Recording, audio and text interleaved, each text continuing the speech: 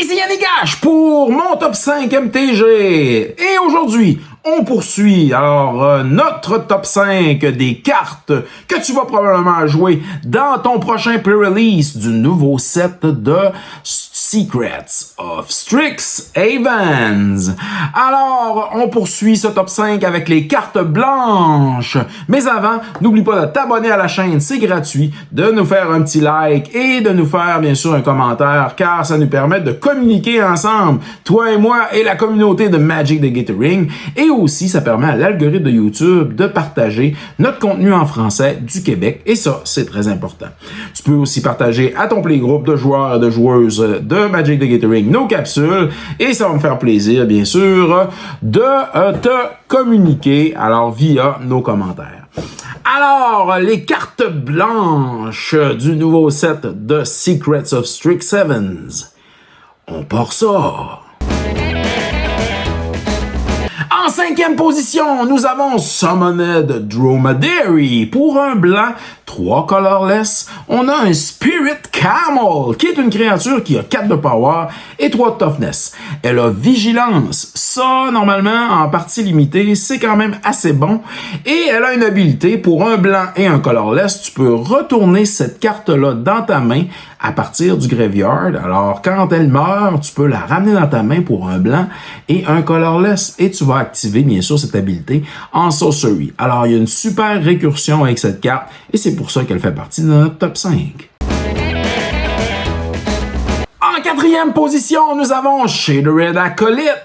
Pour un blanc et un colorless, on a un Dwarf Warlock, qui est une créature qui a 2 de power et 2 de toughness.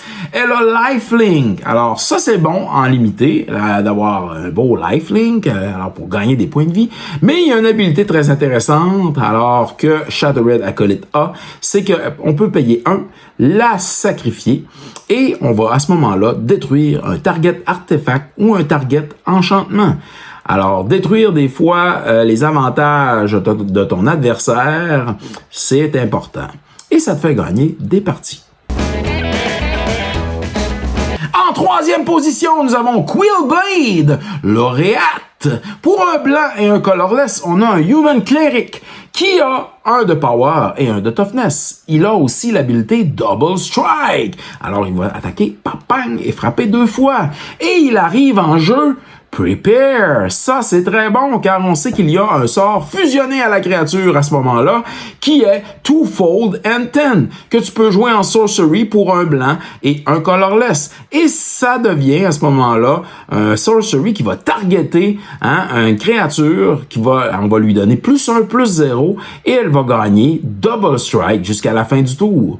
Pour finir une partie, un bon +1, +0 Double Strike sur une de tes créatures, qui est quand même assez grosse, qui a 4 de power, ça fait 8 de dégâts, et probablement que ça termine la partie de l'autre et que ça te donne la victoire.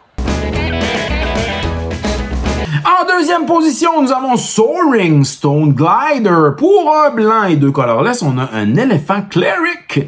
Et oui, une créature qui a 4 de power et 3 de toughness. Alors que tu peux jouer, bien sûr, pour 5 dans le fond.